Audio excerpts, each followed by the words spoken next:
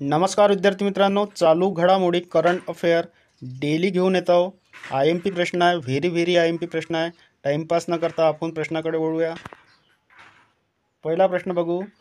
भारतीय नौदलाच्या ऑपरेशन तैनातीचा भाग म्हणून अलीकडेच कोणत्या भारतीय नौदलाच्या जहाजाने व्हिएतनामला भेट दिली आहे? त्याचे योग्य उत्तर असणार INS किल्तान.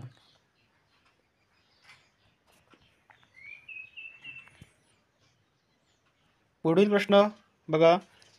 केंद्रीय कौशल्य विकास आणि उद्योजकांना मंत्रालयाने कोणत्या कंपनीसोबत नमो ड्रोन दीदी प्रकल्पासाठी पायलट प्रोजेक्ट सुरू केलेला आहे? त्याचे योग्य उत्तर असणार आहे महिंद्रा अँड महिंद्रा लिमिटेड.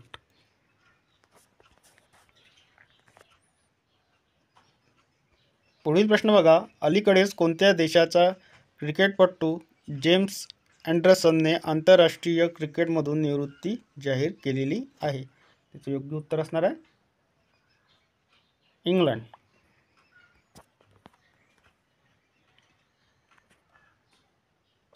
पुढील प्रश्न बघा. जगातील आतापर्यंतच्या सर्वाधिक शक्तिशाली सौर वादळ किती वर्षानंतर पृथ्वीवर धडकलेले आहे? त्याचे योग्य उत्तर असणार आहे 20 वर्षानंतर. याआधी 2003 मध्ये पृथ्वीवर सौर वादळी आलेले होते.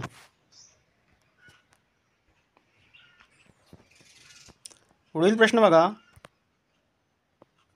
कोणत्या दोन देशाच्या सैन्यामध्ये शक्ती या संयुक्त लष्करी सरावाचे आयोजन करण्यात आलेले आहे? योग्य उत्तर असणार आहे भारत आणि फ्रान्स.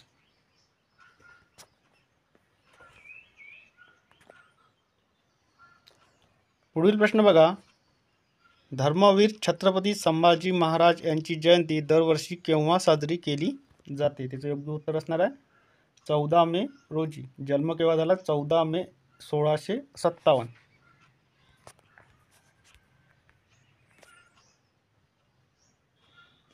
पुढील प्रश्न बघा. दोहा डायमंड लीग 2024 स्पर्धेत कोणत्या भालाफेकपटूने 88.38 मीटर भालाफेक करत सुवर्ण पदक जिंकलेले आहे? याचं योग्य उत्तर असणार आहे याकूब वाडले.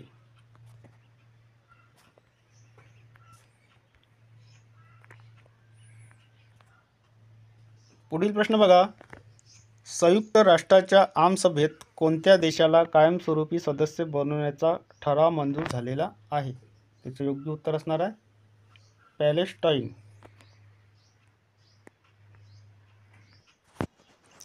पुढील प्रश्न बघा.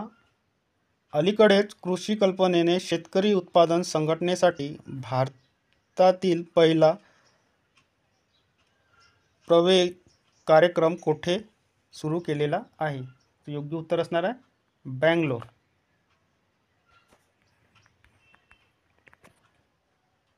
पुढील प्रश्न बघा.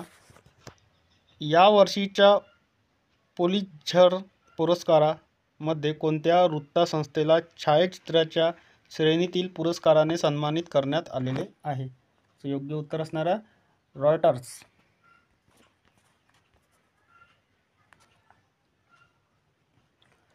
पुढील प्रश्न बघा. पंतप्रधानांच्या आर्थिक सल्लागार परिषदेच्या अहवालानुसार देशातील एकूण लोकसंख्येतील हिंदूचा वाटा 1950 ते 2015 या कालावधीत किती टक्क्यांनी घटलेला आहे? त्याचे योग्य उत्तर असणार आहे 7.82%.